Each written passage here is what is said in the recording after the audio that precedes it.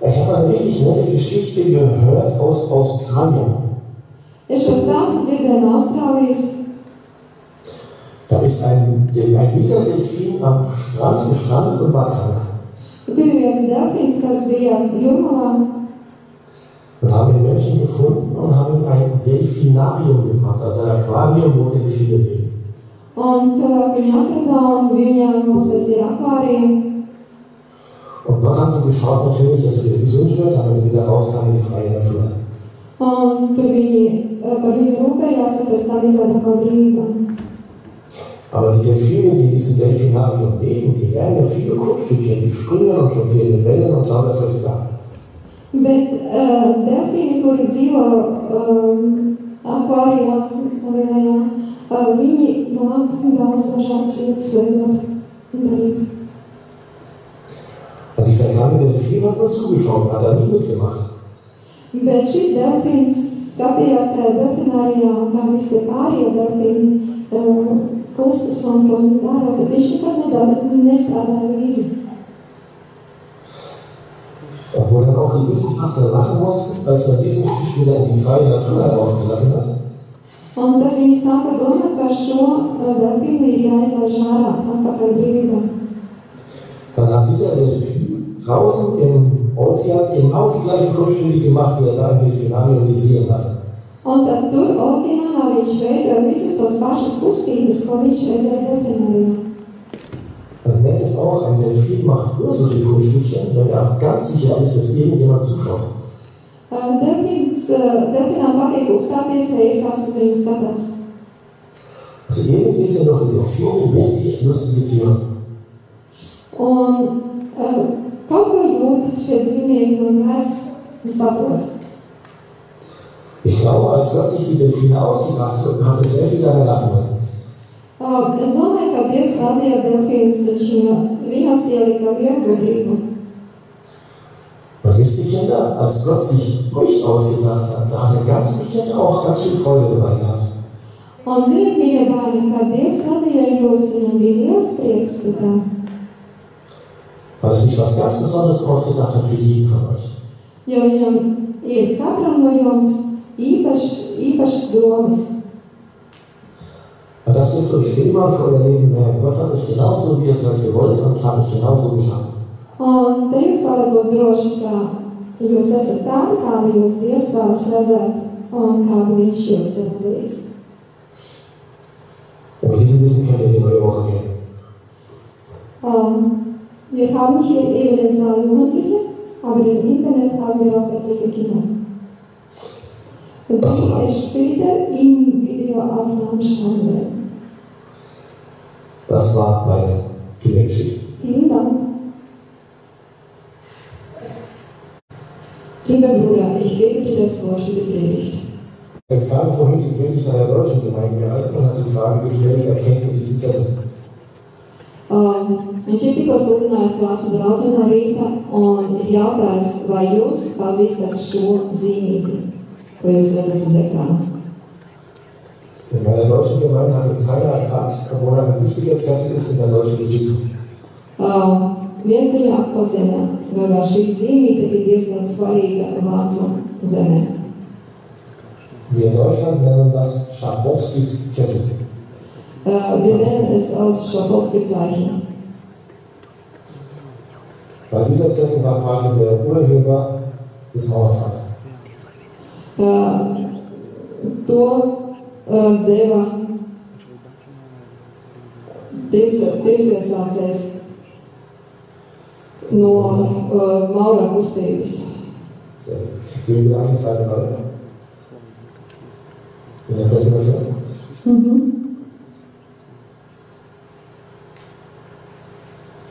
So, jetzt ein schwarz-weißes Bild kommen. Und dann kommt auch Slide runter. Genau, da seht ihr im Hintergrund Egon Krenz, im Vordergrund Erich Honecker. Und dieser Egon Krenz hat Te jūs redzat abus šos vīrus, kuri bija tie pirmsiesācēji. Das passierte am 18. Oktober. Kas notika 18. oktobrī. Und nur einen Tag später, am 19. Oktober, hat Egon Krenz gleich bekannt gegeben, ich werde die Mauer öffnen. Tad tika atverta šī kustība. Gehen wir den Präsentation mit der anderen Seite weiter. Nākošo. In diesem oberen Gebäude, das nennt sich Schloss Hubertusstock. Šajā pilī, kas saucās Hubertusstock. In dieses Haus hat Egon Krenz also viele wichtige Menschen eingeladen, unter anderem auch den Herrn Stolpe. Te tika sasaukti daudz svarīgi vīri. Herr Stolpe war damals der Leiter der evangelischen Kirche in der DDR. Un tur toreiz dzīva demokrātiskajā valstī evaņģēliskā draudze. Und damit die wichtigste Opposition im Staat. Un bija svarīgākā opozīcija valstī. Weil die ganze Opposition in der DDR hat in den Kirchen stattgefunden. Un te notika galvenās tikšanās bijušajā DDR. Das hat Herr Stolpe sofort gesagt, dann müssen wir die Leute in Westberlin informieren. Un te bija teikts, ka ir jāinformē cilvēkus federatīvajā daļā. Weil viele Dinge geplant werden müssen, so viele Menschen auf einmal kommen. Bija tik daudz plānots un tik daudz cilvēki tur bija piedalījušies. Und nur 10 Tage später, am 29. Oktober, trafen sich die West- und Ostdeutschen im Palasthotel in Ostberlin. Un nedaudz vēlāk abas puses savienojās. Dieses schwarz-weiße Bild ist ein Originalfoto von diesem Treffen. Šī melnbaltā bilde ir oriģināla foto no šī notikuma. Es sind links in Herrn Schabowski. Un tieši abi divi svarīgi cilvēki, kurus vārdus uzsauc. In der Mitte der Herr Stolpe, der Leiter der evangelischen Kirche. Un te ir arī Lutera draudzes vadītājs. Und rechts der Herr Momper, der Oberbürgermeister von Westberlin. Un te arī no Und sie wurden wirklich informiert als Politiker von Westberlin, die Mauer wird geöffnet. Un abi divi mācītāji tika informēti par to, ka šis mūris kritīs, tiks atvērts. Sie wussten nicht genau das Datum, sie wussten nur irgendwann vor Weihnachten. Viņi nezināja, ka konkrēti šis Berlīnas mūris kritīs, bet viņi notiks. Interessanterweise haben jetzt diese Westberliner Politiker sofort die Politiker in Bonn informiert, also Interesanti, ka politiķi jaunās pusēs. Und die Politiker in Bonn haben sich gar nicht dafür interessiert. Raudzījās viens uz otru. Sie haben überhaupt keine Antwort gegeben. Un deva arī atbildi. Aber die Westberliner haben sich vorbereiten können und haben sofort Planungen gemacht mit der Polizei und den Verkehrsbetrieben. Un rietumdaļa plānoja arī ar policijas iesaistīšanu un ar kārtībniekiem, lai saglabātu kārtību tad, kad tas mūris kritīs. Aber auch mit Krankenhäusern und Sozialdiensten. Un būtu sagatavotiem. Und am 8. November, einen Tag vor dem Mauerfall, Un dienu iepriekš hat der Oberbürgermeister von Westberlin eine Information bekommen, morgen wird es sein. Valsts vīri nonāca pie tā slēdziena, kā rīt būs tā diena. Es sind auch sehr viele Menschen in diese berühmte Pressekonferenz gegangen. Un te iznāca ļoti daudz cilvēki, Die wird ja in der Präsentation eingeblendet. Kuri gāja uz to vietu.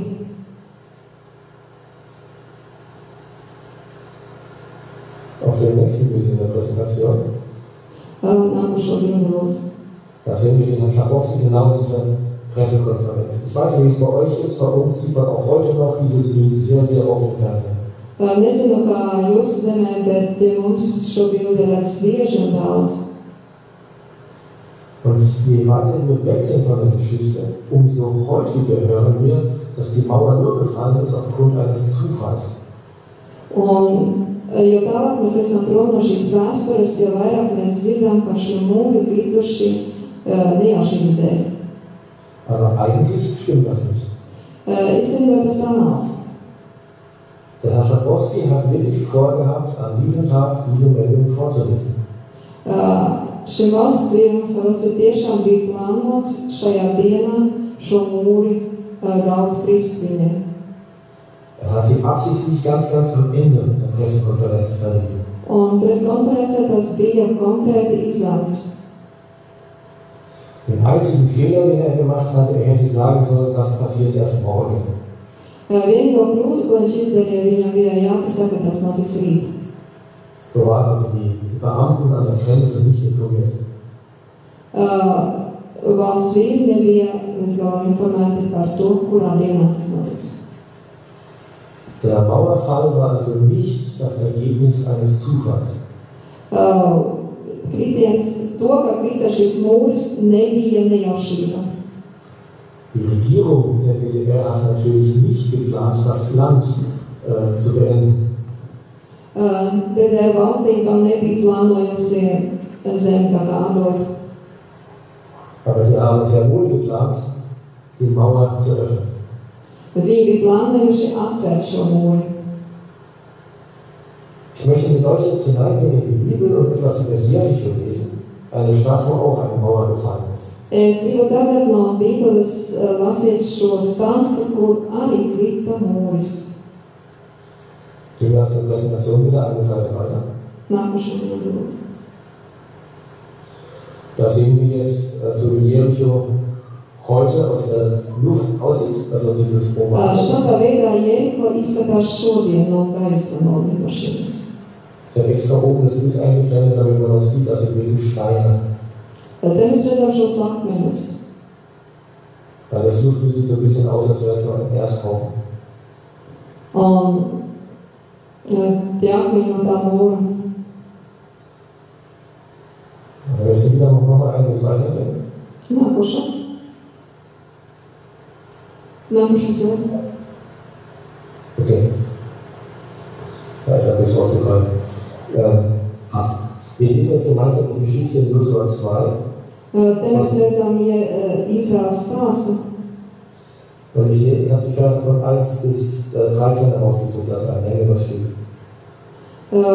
Bija izmeklēt izlūki.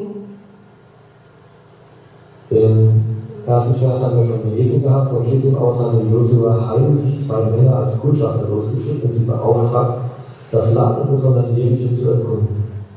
Die Kundschafter in die Stadt und kehrten in das Haus der Hure nach Rahab ein, um dort zu übernachten. Kā mēs iepriekš lasījām, Jozua bija izmeklējis divus izlūkus, kuriem vajadzēja iet un izpētīt šo zemi, un īpaši Jeriku. Un viņi gāja un izstaigāja šo zemi, un viņi palika pa nakti pie netiklas Rahabas. Kurz darauf wurde dem König von Jericho gemeldet, Kundschafter von Israeliten sind heute Nacht in die Stadt gekommen. Und da schickte der König einige Wachen zu Rahab und befahl, gib die Männer heraus, die bei ihnen eingekehrt sind. Sie sind nur gekommen, um das Land auszukundschaften. Un bija izziņots vadītājiem to, ka ir nākuši no Izraēla tautas izlūki, lai izpētītu šo zemi, un tie pieprasīja no Rahabas, lai viņa izdod tos vīrus.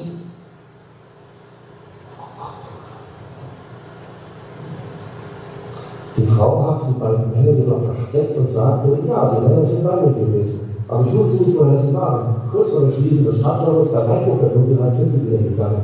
Ich weiß noch nicht wohin. Wenn ich sie gleich verfolgt, werden wir sie bestimmt noch einmal. Un Rahaba teica to, ka jā, šie izlūki ir bijuši pie manis. Viņi bija, bet es nezinu, no kurienes viņi bija un uz kurien viņi gāja, un viņi tagad nav.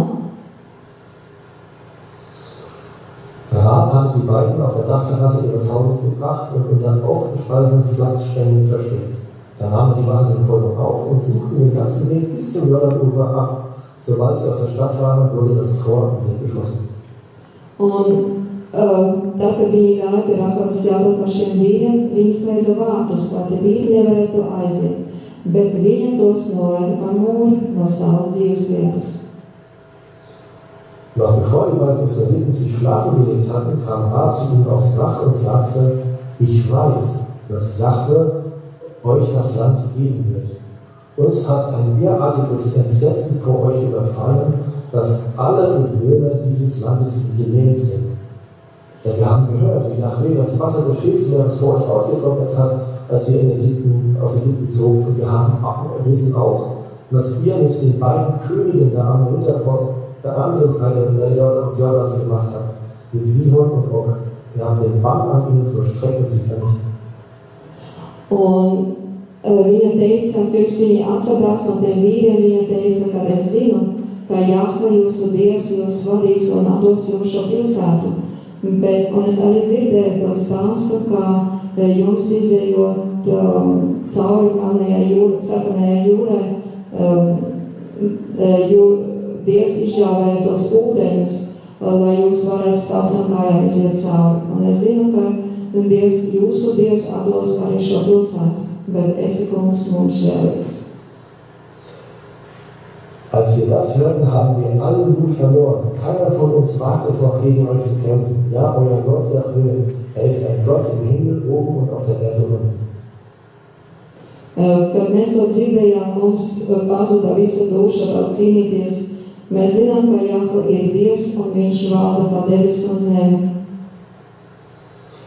Nun bitte ich euch, schwört mir bei Jahwe, dass ihr meine Familie genauso verschont, wie ich euch verschont habe, und gebt mir ein sicheres Zeichen, dass ihr meine Angehörigen, meinen Vater, meine Mutter, meine Brüder und Schwestern und alle, die zu ihnen gehören, am Leben lasst, dass ihr uns rettet vor dem Tod. Tāpēc es jūs ļoti lūdzu, tāpat kā es esmu jūs saudzējusi, saudzējiet arī manu ģimeni.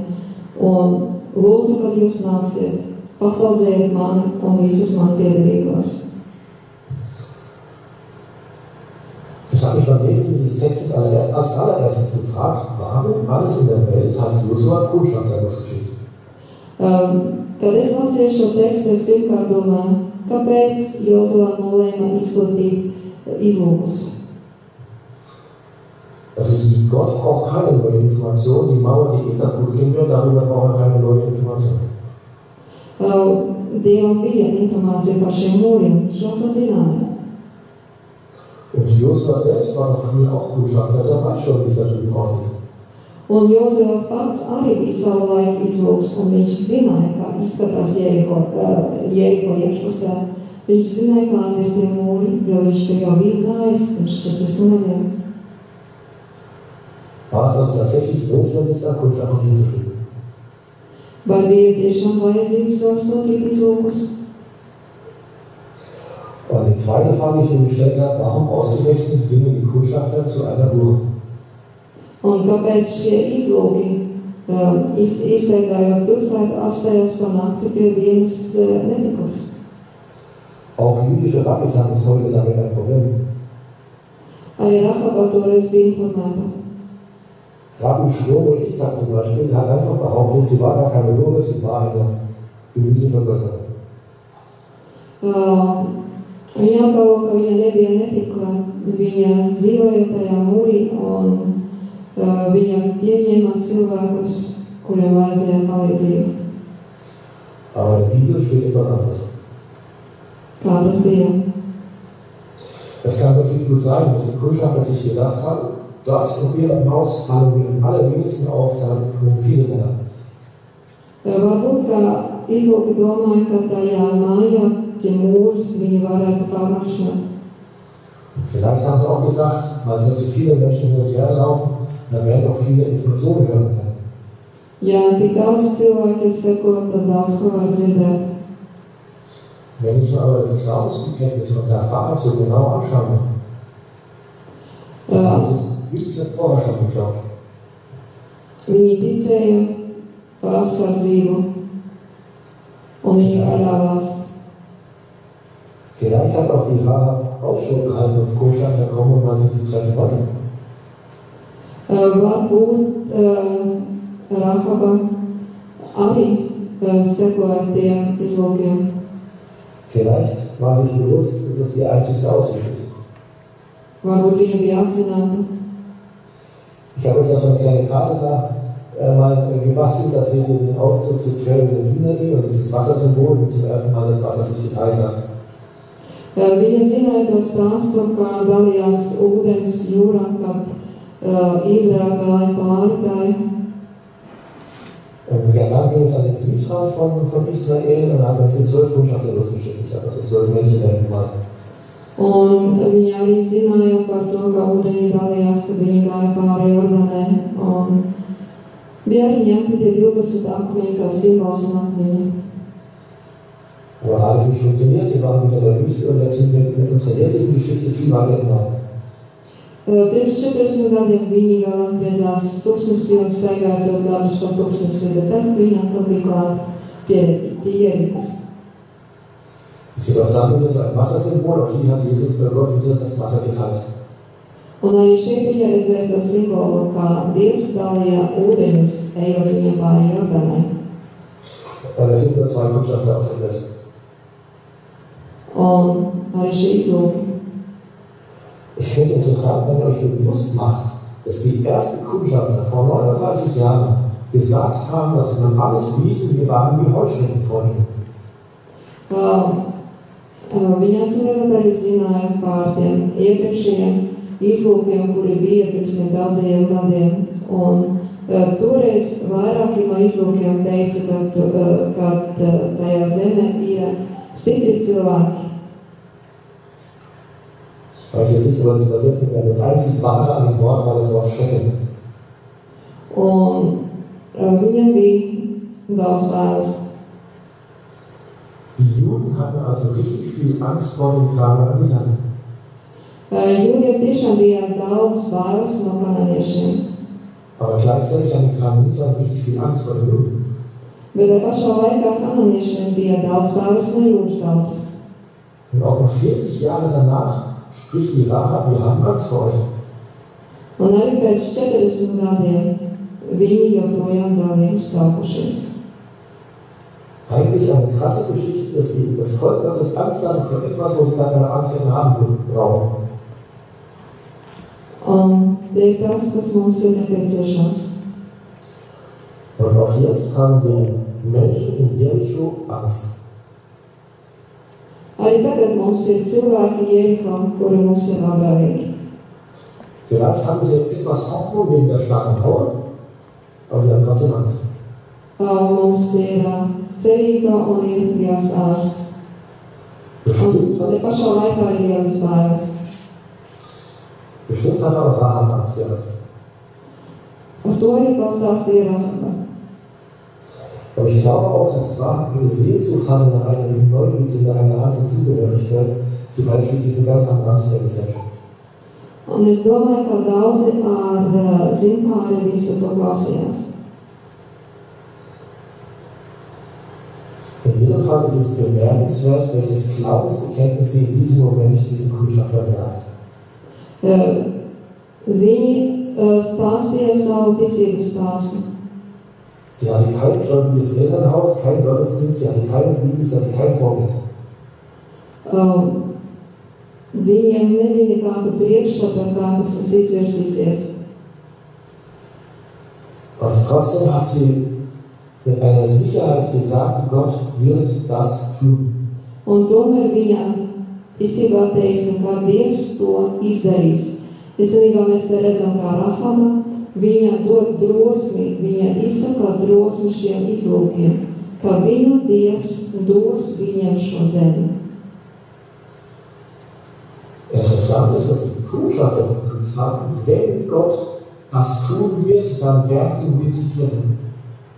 Un interesanti tas, ka šie izlūki nākuši un vienkārši darīja to, ko viņiem bija, ka viņi izpētīja šo zemi un viņi gāja. Das ist eine andere Grammatik vor. Sie haben nur gesagt, wenn es sein wird, dann. Un teica ar viņu, Dievs tā kā viņam saka visu, kas notiks tālāk. Und Rahab hat gesagt, Gott wird das machen. Un Rahaba teica, Dievs to darīs. Das wird sie der Frau hätten, wie die Kundschafter. Un tagad tie projām. Und wir finden auch in Hebräer 11 einen Hinweis darauf, dass Rahab die Liste der Glaubenshelden erwähnt. Mēs redzam arī Ebreju 11. nodaļā 31. pantā. Und auch in Jakobus 2 steht auch eine kurze Liste der Glaubenshelden, auch da steht Rahab.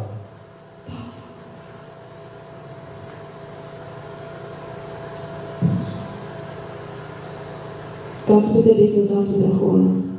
Das hier der Text, also Hebräer steht der Text, durch den Glauben ging Rahab die Hure nicht verloren mit den Ungläubigen, weil die Kundschafter in Frieden aufgenommen hat.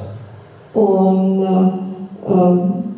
šī stipra ticība, kas bija Rahabē, ka viņa uzņēma tos izlūgus un tos vārdus, kurus viņa Dievs sacīja. Und auch in den anderen Texten in Jakobus. Un Jākaba vēstulē. Da lesen wir also den Text. Ist nicht ebenso auch die Hure Rahab durch Ernte gerechtfertigt worden, dass sie die Botschafter aufnahm und auf einen anderen Weg entließ?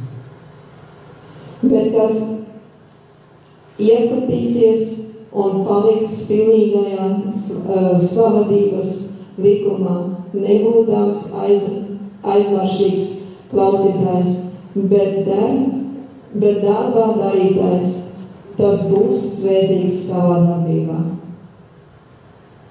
Die Bibel sagt also ganz eindeutig, Rahab hat so gehandelt, weil sie geglaubt hat. Bībele skaidri saka, ka viņa Rahaba tā rīkojās, tāpēc, ka viņa stipri ticēja. Und dann kommt das große Seitenspiel. Un te nāk šī Rahabs bilde. Tas ir.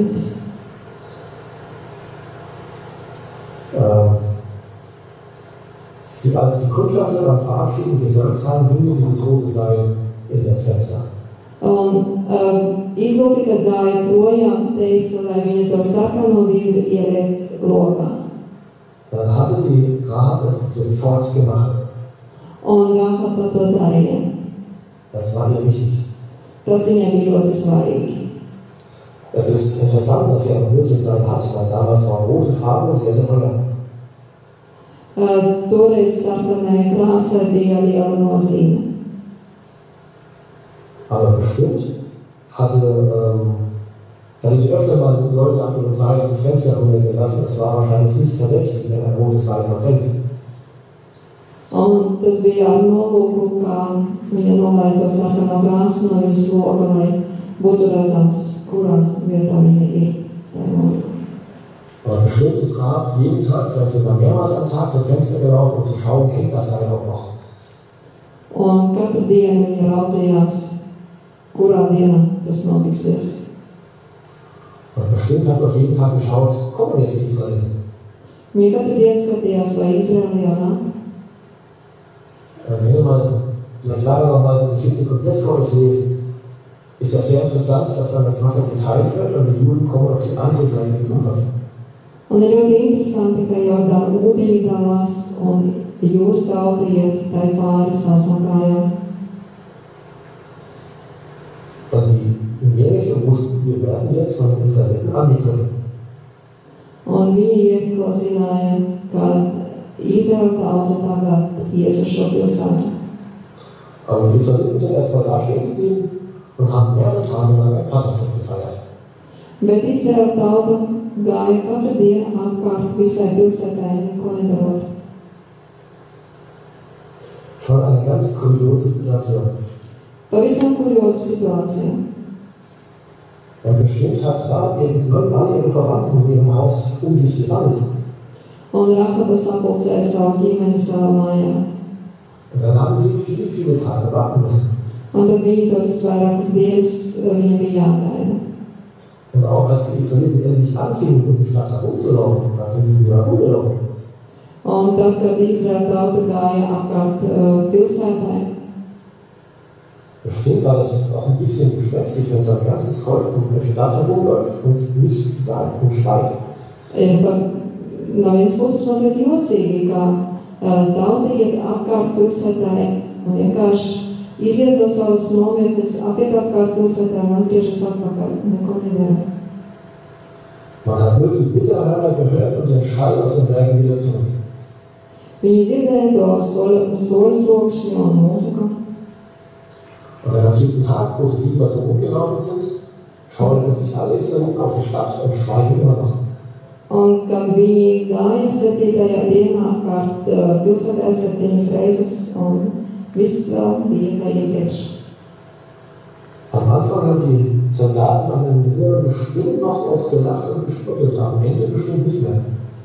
Sākumā kareivji uz mūriem dīvaini skatījās, beigās vairs netik ļoti. Und dann bricht unter den Leuten die ganze Mauer zusammen, die ganze Stadt bricht zusammen, aber das eine Haus ist nicht viel.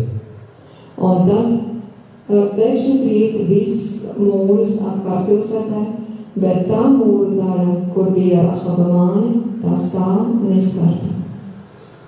So wie die Arche Noah Menschen und Tiere gerettet hat, so hat dieses Haus diese eine Familie gerettet.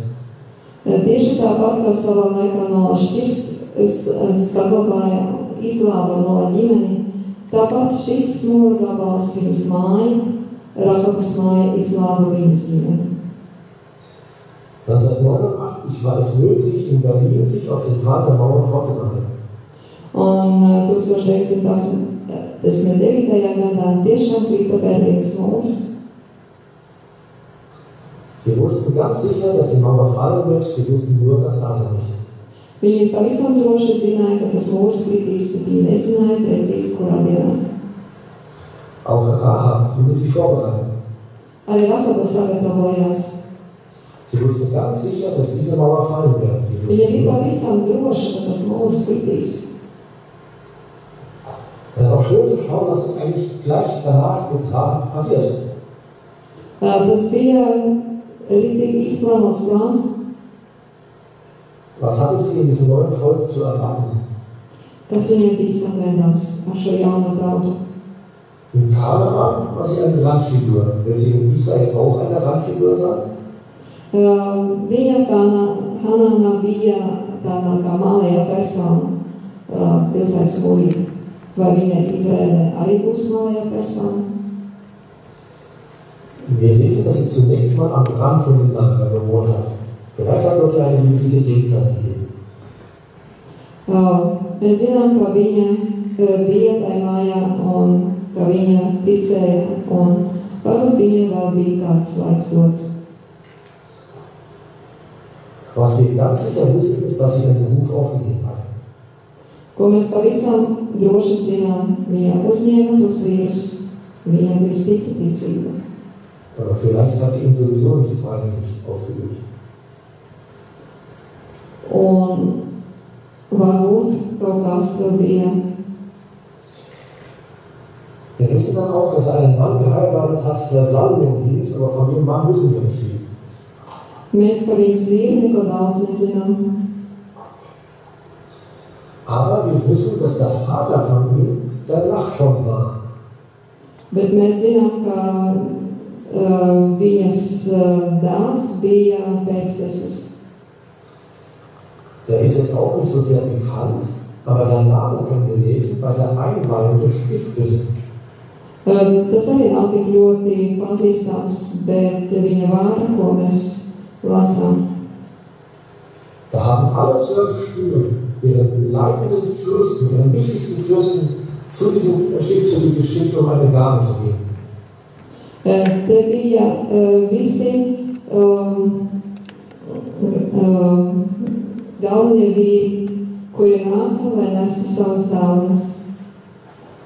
Und der größte Fürst des Stammes der Juden war der Nachschon. Un vislielākais vadītājs bija tas, kas viņam sekoja. Die Hure Rahab hat den Sohn des allergrößten Fürsten geheiratet.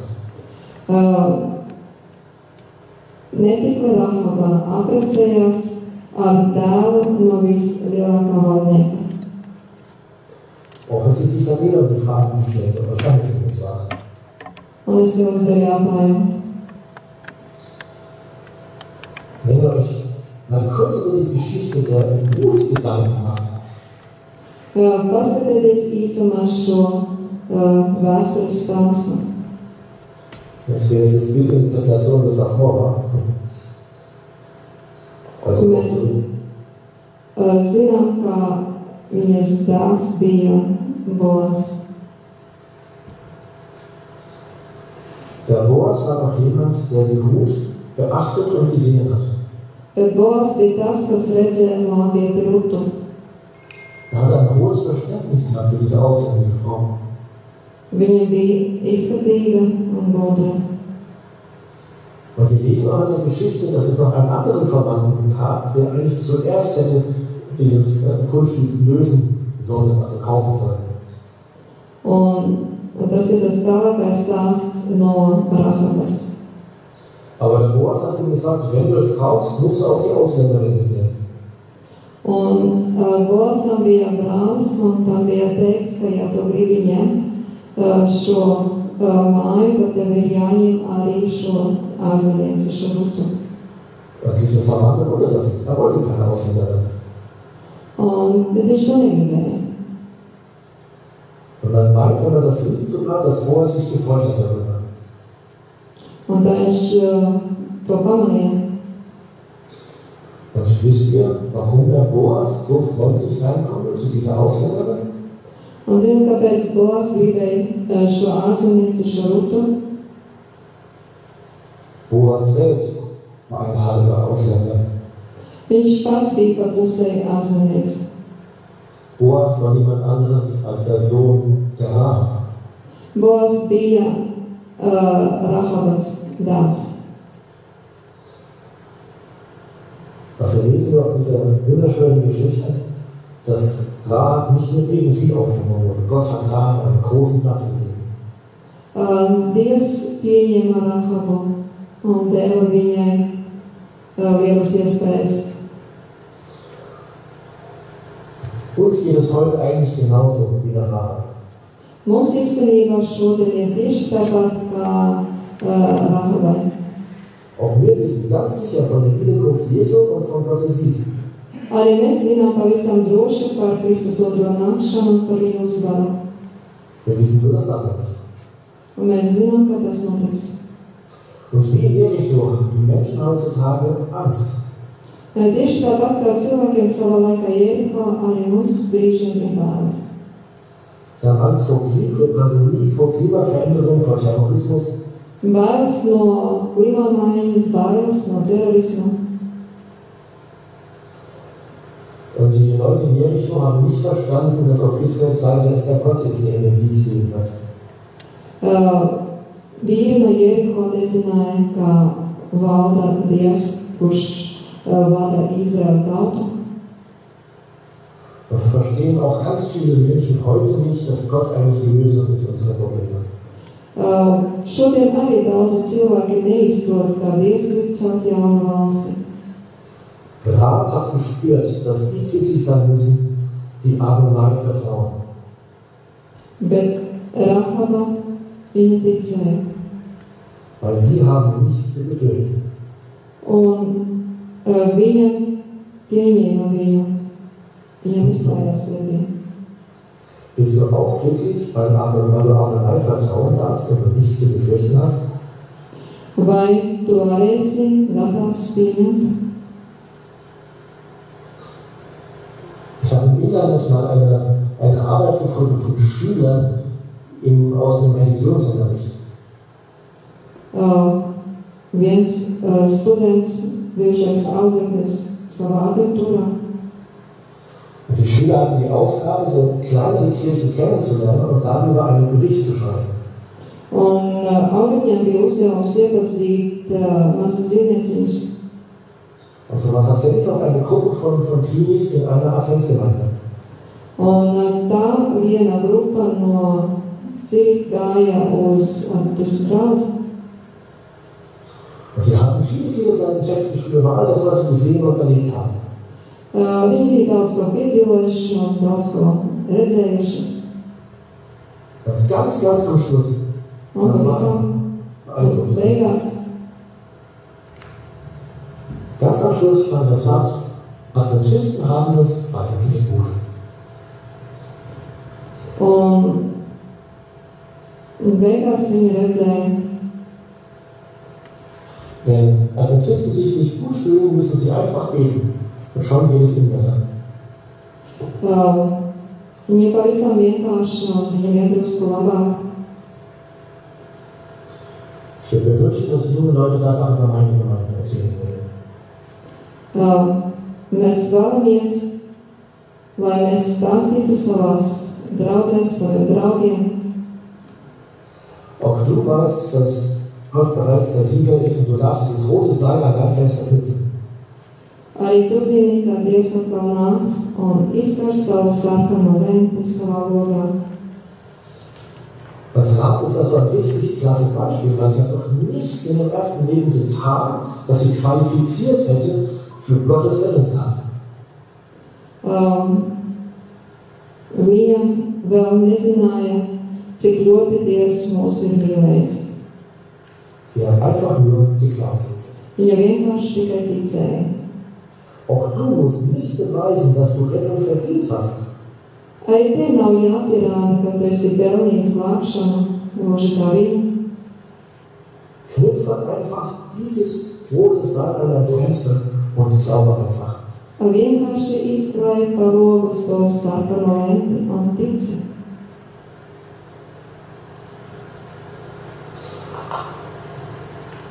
Und so wie Rahab aus der Untergang im alten Stadt gerettet wurde, durch den Glauben an Jesus, genauso werden auch wir gerettet, wenn die ganze Welt zu Ende wird. Hagāra ticēja tam, ko viņa dzirdēja, un ar viņas ticību viņas ģimene tika glābta. Arī mums ir jātic tam, ko mēs dzirdam no Dieva vārda, lai tiktu glābti. Gott wird dir nie die Fragen stellen, hast du es immer noch nicht kapiert, das streng dich doch mal an.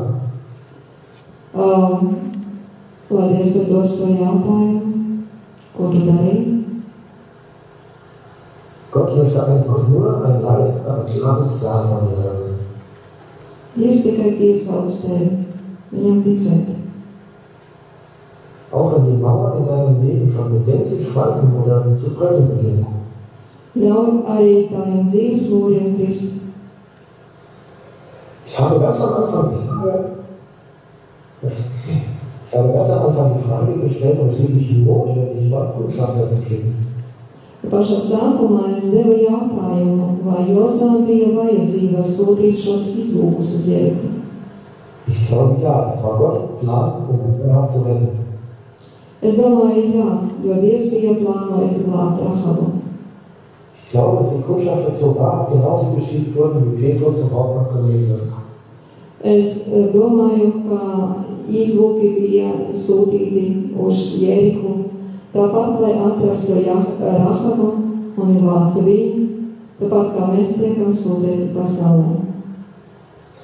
Der ganze Aufwand mit den Kundschaftern, die eine Seele Gott zu retten. Viss uzdevums šiem izlūkiem bija, lai glābtu šo dvēseli. Und die Kundschafter haben dabei der Idee aufs Spiel gesetzt. Un izlūki to arī darīja. Aber so wie Gott diese eine Seele in dieser zusammenbrechenden Stadt retten wollte, so will Gott auch dich retten. Tieši tāpat, kā Dievs gribēja glābt šo dvēseli, šo ģimeni, šajā sabrukušajā pilsētā, tieši tāpat arī mūsu brūkstošajā pasaulē Dievs vēlas tevi glābt. Auch wenn du glaubst, dass um dich herum alles zusammenbricht. Pat ja šķiet, ka tev apkārt viss jūg un rūp. Gottes Gnade zieht sich wie ein roter Faden, wie ein rotes Seil durch seine ganze Geschichte. Dieva žēlastības sniedzas pret tevi, gluži tāpat kā Rahabas sarkana lenta. Rot wie die Liebe, rot wie Kristi Blut. Sarkana kā asinis, sarkana kā Kristus asinis. Dieses Gnadenseil zieht sich durch die Generationen von Rahab bis Jesus.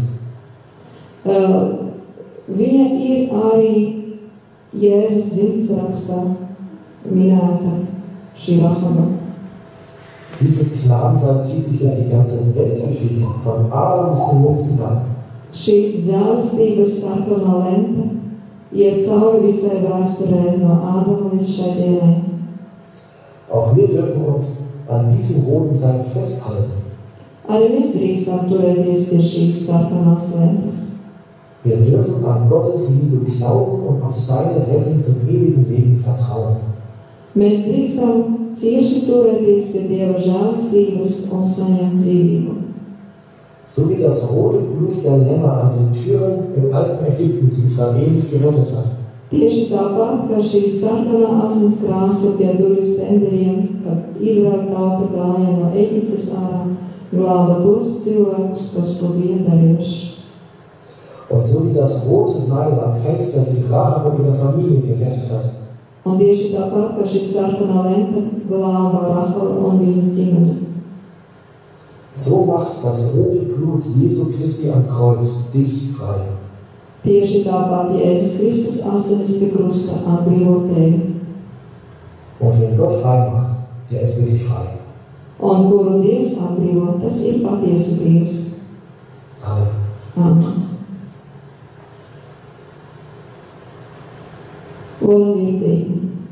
Kannst du bitte, lieber Bruder, mit uns beten? Sehr gerne. Lieber Vater, danke, dass wir so leben können, dass du Teil unseres Lebens bist und wir ein rotes Seil an unserem Fenster haben dürfen. Mīļais debesu Tēvs, mēs Tev pateicamies, ka Tu esi mums devis šo sarkano cerības lenti. Auch wenn du so ein Gott bist, der so groß ist, dass es für uns unbegreiflich ist. Un Dievs ir tik liels, ka mums ir grūti to aptvērt, kāds Viņš ir. Dürfen wir wissen, dass du unser kleines Fenster siehst mit diesem roten Seil drin. Bet mēs zinām, ka Tu sēdi pie mūsu loga ar šo sarkano lenti, mūsu glābšanai. Und wir dürfen uns sicher sein, dass du uns versprochen hast, du wirst uns retten. Drīkstam būt droši, ka Jēzus asinis tika izvietas, lai mūs glābtu. Auch wenn manchmal die Welt und manchmal unser Leben überall zusammenbrechen zu scheinen. Pat ja brīžiem pasaule un viss, kas ir mums apkārt, sabrūk. Dürfen wir wissen, dass du uns da herausholen wirst. Mēs zinām, ka Tu mūs izglābsi un izvedīsi no tā. Habe Dank, lieber Vater, dass wir wissen dürfen, dass du der Sieger bist. Paldies Tev, kungs Dievs, ka mēs drīkstam zināt, ka Tu esi uzvarētājs. Auch wenn wir nicht wissen, an welchem Tag du kommst, wir dürfen wissen, du wirst kommen und du wirst es retten. Pat ja mēs nezinām, kurā dienā Tu nāksi, bet mēs drīkstam zināt, ka Tu nāksi. Habe Dank dafür, dass wir mit dieser Sicherheit in die neue Woche gehen dürfen. Paldies Tev, kā šo drošību mēs drīkstam dzīvot. In deinem wertvollen Namen. Amen. To lūdzamies Tavā dārgajā vārdā. Āmen.